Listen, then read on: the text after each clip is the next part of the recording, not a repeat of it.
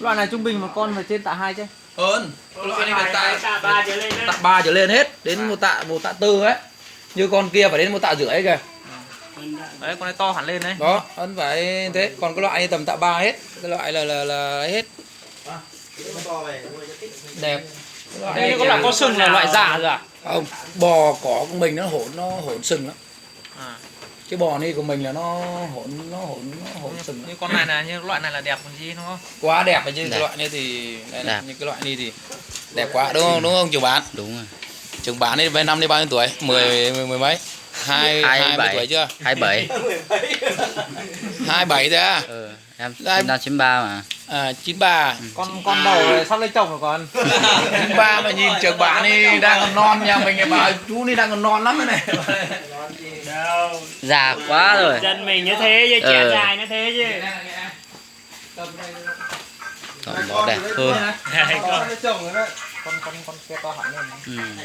Con này đẹp này, con này đẹp. Alo ạ. Nhìn bò khỏe. Con này nhìn đẹp này. Đây, con này cũng đẹp. Chọn đi và từ đầu ra lên đó.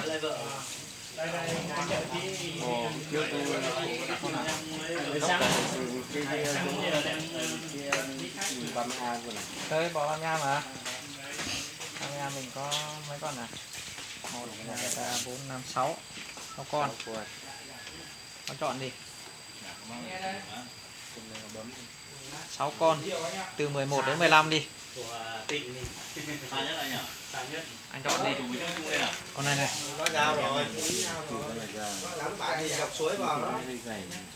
Nó lên cái chân đây lên đi. Qua cầu Trung Lý. Không, nói chung cái lứa này cũng được. Lứa này cũng được. Không phải đi xuống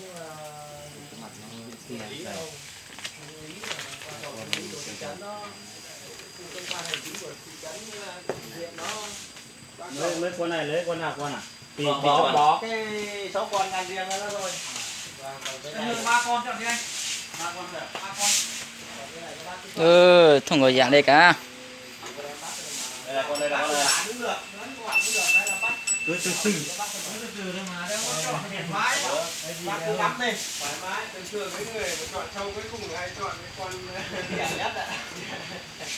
Anh ơi, bắt con này nào. Đấy, Đây.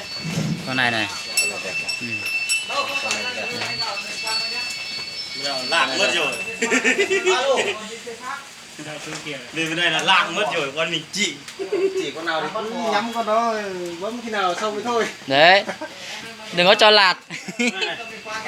Châu á. Còn chúng bác này chúng bác khác mà. 10 rưỡi nhá.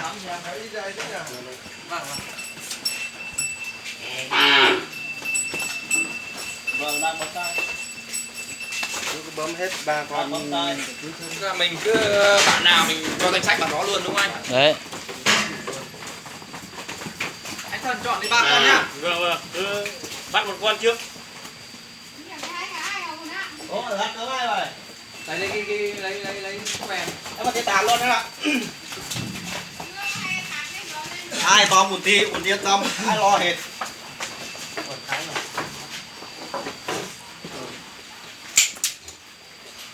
Số 1. Đây là bản nào ấy thì anh đều cái đó. Tân Hương. Bắn nhanh nhỉ? Số đủ 2 anh không rồi. Đây nhá. Ok, con lú. Đây, Con đây đấy. Đấy. một bát đến từ luôn. Con đi luôn nữa không được bác? Con đi theo bên hông đó. Chưa. Cứ từ từ. Xem bằng đít. Một cái về trên đồng đít này. Đấy bác này. Con đây này. Chơi con này con. Ô, không lấy cái này luôn đi, là cái này đi chú ý. Chưa nằm chưa. Con đây nhá. Vâng.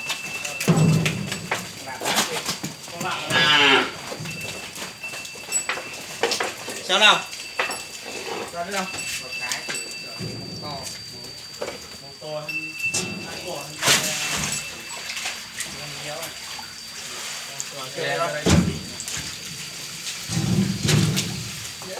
đấy rồi mà nâng lên đấy mà không phải ra đó nâng lên mà tập trung nâng lên đây mà tập trung nâng lên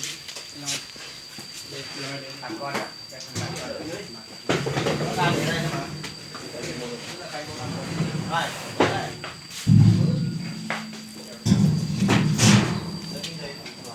có nào đó bác em lại vào không đây đúng rồi em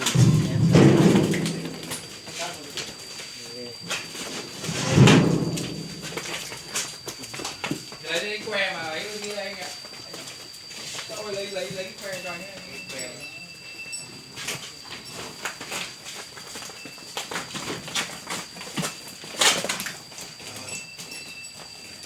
Các bác chở bản về cố gắng lấy bảo đảm nhé. không đi qua được ok ba nhỉ ba con trước bắt số 3 đi Con đi em ơi. Con cuông nhá. Vâng. Nhá, bạn đi 10 con nhá. 10 con à? Rồi. 10 con anh lấy lên chục được thôi mà Này, tục là được thôi. con nào anh chỉ đi em bắt cho Con này anh. bắt rồi Tân Hương bắt rồi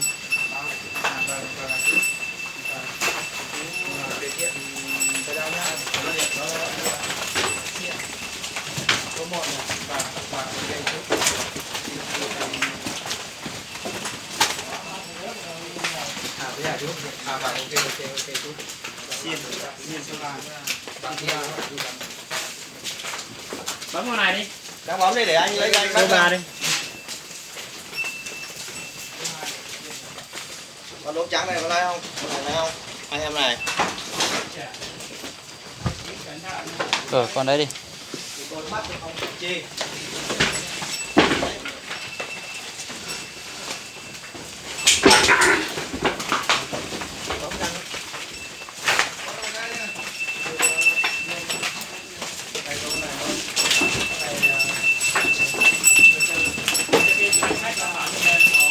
Đây nghe cái số 3 cái anh ấy anh khách chưa? Anh con này này.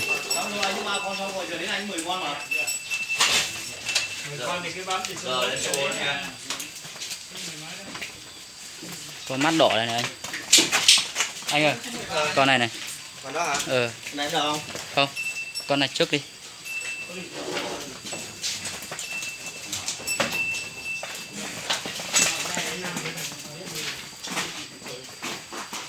Đây là số kia điện đây theo thứ tự mà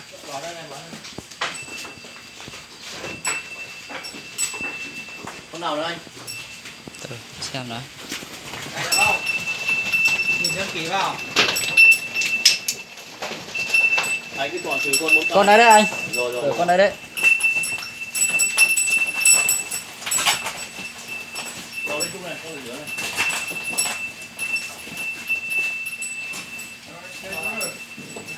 hàng này phải có người khỏe nhỉ Ừ.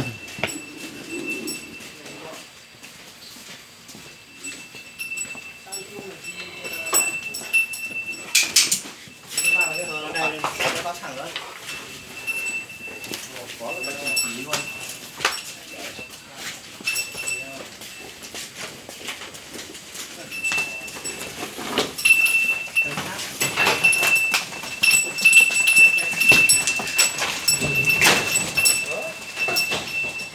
Con đó đi luôn đi anh. Nắng bắt đầu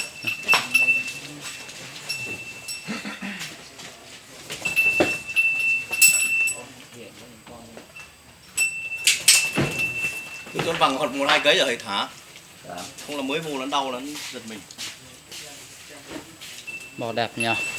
quá đẹp ấy này còn chê đâu được cứ từ đấy còn bỏ này trong cái dây chú ở đây mà boanh mà đo lên giống như cái bò kia thì thắng tiền em.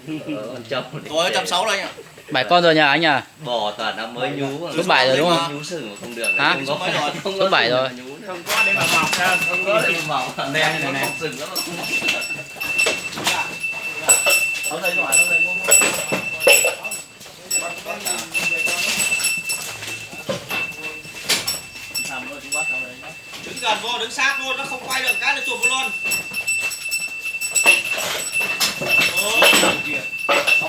hai thầy Giờ đây cái bấm đây đi anh ở chơi con đây nè. bọn em có chuồng này nữa Chuông cắt được con lòng lên bao bì để bỏ vào con ba bê đi ăn đem về. Đưa làm cánh nha.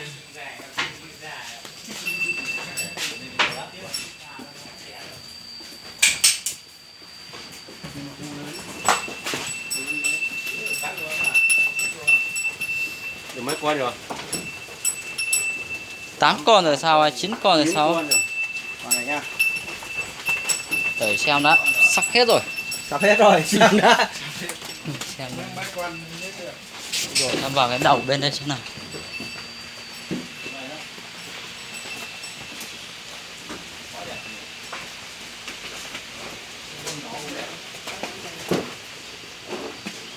anh em bác con nhỏ có cái chuông đó đều đều đấy nhá Không. Bắt con to thế cho bà con mới thích. rồi để có con to nhỏ đấy con thuyền dài đấy Sừng dài này to này. có tiền cả con to nữa cho đồ vào cái đây ra đây này cho nó Còn một con thôi hả anh? con này là đủ đấy Đủ rồi à? 10 rồi. 10 rồi à? Đó, 10 là mới có 6 con thôi. Từ lúc nãy là con từ số 1 đến con số 4 rồi số 3 rồi anh số ấy 3 3 con đấy. mà Là một bản có 3 con rồi đấy. Từ đến 13 là đủ 10. 3 con rồi 3 con đó Còn 3 con nữa à? Đây anh. Cứ vào đây đi. Ôi cái nhiều nó chờ này. Tàn chiều nó đỉnh quá nè. Con này anh ơi, con này đẹp lắm. rồi con này đẹp lắm Nói chung là bản của mình thì mình nên ví dụ như chia đều ra để cho các cái bản sau nữa. Đấy, Đúng rồi. đây đây. Đây đấy. Bán này nhiều con to hết, con to hết rồi, bán này còn nhỏ hết Thì đi lên. là nó lấy ra như là Mình Rồi. chia đều ra. phải Chia đều ra. Trường bạn 17 tuổi. Nhưng mà là phải chia đều ra. Lấy con nhỏ bớt đi thôi một tí để cho các cái bản khác nữa. Và Lấy con đi lấy con nhỏ bớt xuống này còn được này. Đấy, lấy cho bạn em còn mấy con này nhỉ? 3 con. 3 con là thì lấy 3 con bé đấy, mấy con đây này để cho các bản khác nữa. Có những cái bà con quảng cáo là sân siêu Phuket mà. Đấy thì cũng phải có con to con nhỏ một tí. à, Đấy, con đây. đây nhiều thật có con to con nhỏ Đúng rồi. Đứa ngón tay của con ngắn con dài không tí anh chọn sau anh lại thắc mắc. Đều cả luôn mà.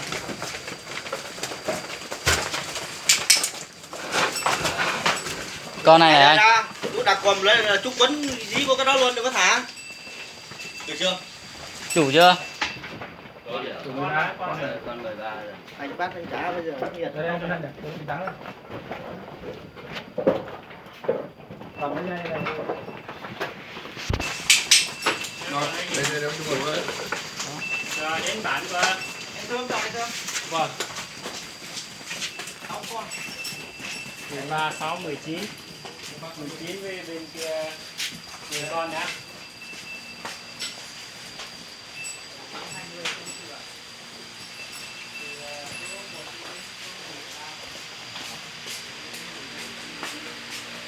Để cái lại cứng đấy. con của em 3 con anh vừa đi nhận rồi. Phải lấy con nhỏ con to, tôi là chọn hết, người khác lấy sau là Không được đúng không? Con này đẹp này. Bò đẹp nhá.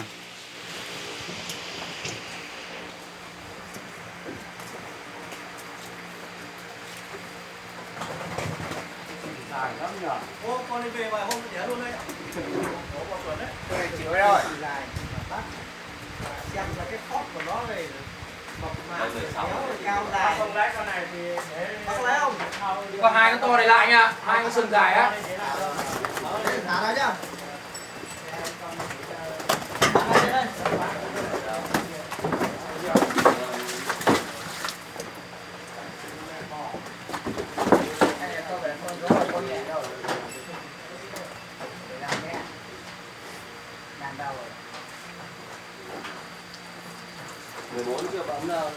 Anh ạ. Vâng, anh ơi, tí này cứ ra nhé. Ok ok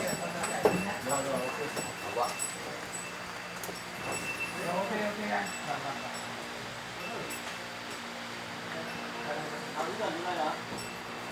Cứ xong chưa? Xong rồi ạ.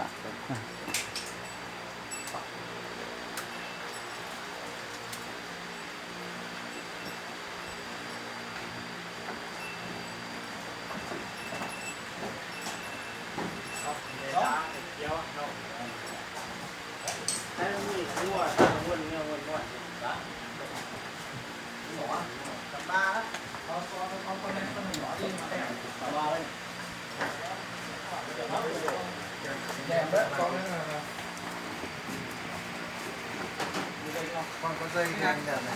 Con này đấy nè. Nói chung là con nào cũng như con nào hết. Đấy.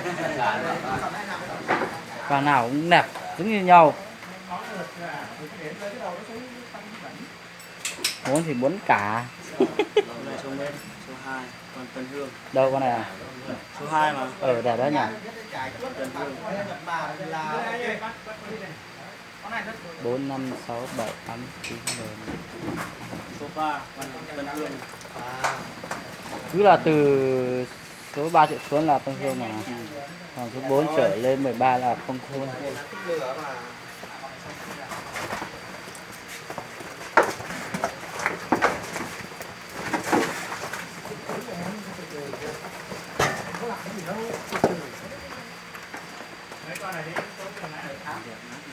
Đấy, ngoan đấy con này. Ừ. Con này cũng đẹp, con có dây. Đẹp. Con nào cũng đẹp cả, đẹp cả. Con nào cũng đẹp, nhìn Con này đi nhỉ? nhìn đi nhìn lại con nào cũng giống nhau. Đây này lấy con đi này. Sàn như nhau cả. Con dây luôn. Con có dây này. Con có dây nhá. Vâng. Con dây cũng đẹp. Ví dụ các bác về cứ phải chăm sóc nó lâu hơn. Đấy. Cứ phải chăm sóc, các bác lấy này đẹp, các bác về không chăm sóc Cái thì loại khỏe này là Đó rồi, vào đó. một tháng là bắt đầu thả dần. thả dần này. Đi theo đàn là ok đấy. Đúng rồi. Các bạn đây mà các bác mà thả theo đàn nó than kinh lắm. Các bạn đi thì ngoài đây đến gặm thì đúng là gì không có gì để mà nói với họ.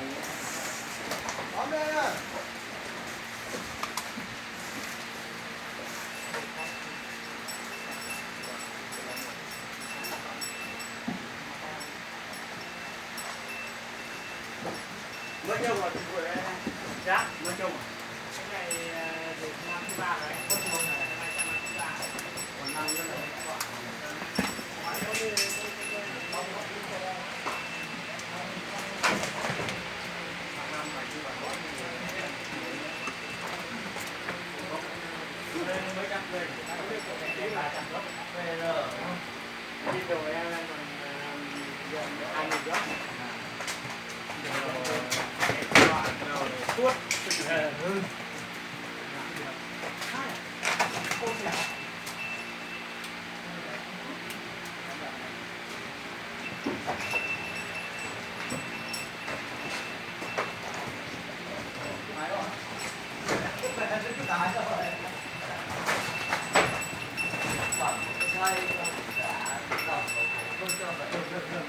Bắt cân rồi mấy con nhỉ?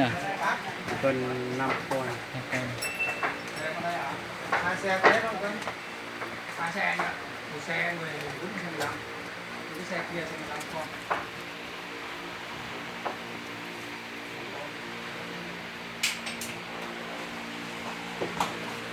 Con này ngoan này không này. Chuẩn rồi, Tân Hương. Con này cũng đẹp. Đúng rồi. Con này đẻ nhanh. Con là nhanh lớn này, con này. Con này mới được 5. Lòng nó mượt là anh cũng yên tâm. Cái gái nó biết cải trước nên là con gái rồi. Đấy, cái con này. Ê, con này nó cứ định đầu này. Cái này này. 10 con à? Dạ, 10 con. Sang hết chuồng này luôn nhỉ? Không hết chuồng.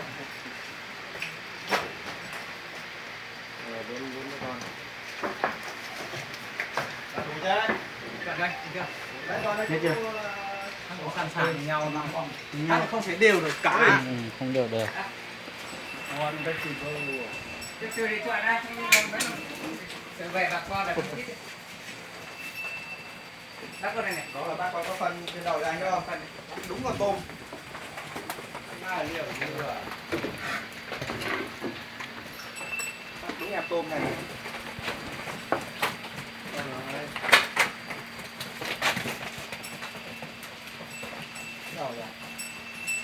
Đây là này nè. Có phần ở đầu đó. Điện là kéo phần về đây lên anh với cái này. Rồi. Cái gì thấu phần? Phần kia. Vì mẹ chứ bộ.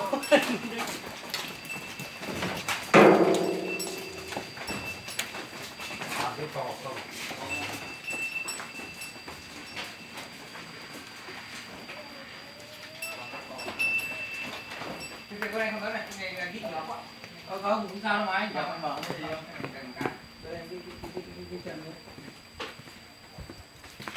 Đơn con này đi chuẩn á. Không lần bước tao về bà con là không nhất. Có đẹp chứ anh có. Lấy cái lốp bấm ra nhìn nó được cái khung nó to chứ.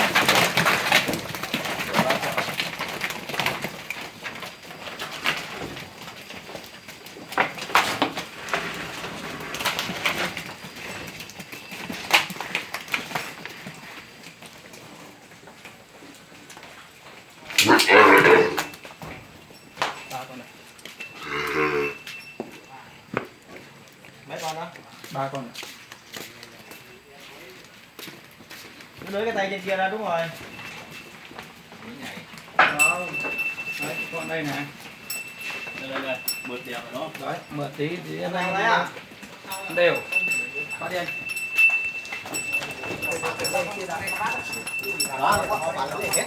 Có chi anh? Anh nhìn thấy đâu nhưng mà to lắm đây ạ. Đó. Tạ máy rồi đấy. Đây thì anh yên tâm, dặn hết cho mà. Bò đẹp may mà. Con đây không. Dạ. Đây. Đây con đây. Con Đây, cầm đây này. Đây. Điện đâu rồi? Anh cầm đây. Đây. Trời mẹ phát được mặt. Cứ không được cứt. Rồi ném chuẩn thế. Ê, Con này gầy quá không, con này cũng dạ. lúc nãy bắt được không nhận con đấy là. Con này cái khung nó to mà bác. Khung nó to này. Ăn Không phải là ấy đâu. Nhưng mà gầy to. Không phải là nó đấy đâu. gầy quá. Đây gầy nó được. bò giống nhau mà. Cái này là do nó ăn nó không đủ. Không phải, cái thế đó mà. Nếu con nào nó ăn gầy gầy nó là kiến ăn hơn, không có mà như con khác thì nó mới kéo nó Không phải gầy. đâu. Anh nhỉ. Không vào thì mình nuôi mình biết rồi, con nào nó gầy là con là nó kiến ăn hơn. Chiều bác cái phát đi.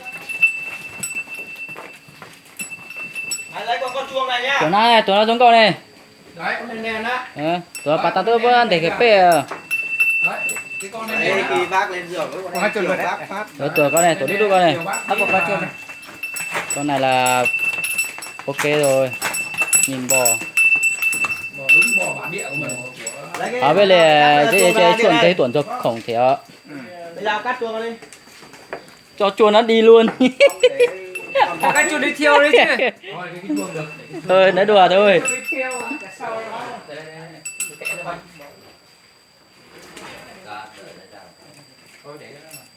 Để cho bác luôn. Bác chi rồi. Hết chưa? Chi đen đen. Đúng chưa? Đây. Về đeo con ba bê đen. Không phải cá. Đeo người cũng được nhưng mà đây là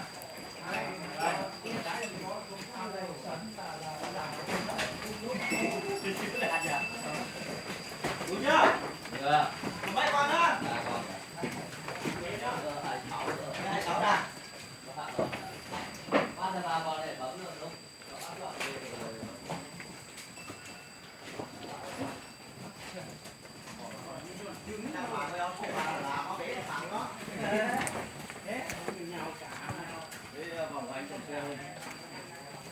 Hơi cứng thôi nhưng cái đầu nó nào nó khỏe ra. Đóng khá là nhiều. Đó. Nào ngay mà. Anh nói đâu để đâu. Nghề đâu à? Chớ nghề quá hay rồi. quán đâu đâu bác? Cuốn vòng vòng này đi. Đúng rồi. Hết bò rồi. Bán đi anh ơi. Con nào cũng bướm hết rồi. Hết đâu mà hết. Thế con nào cũng bướm hết à? Có sú rồi. Hết. Con nào cũng có sú cả.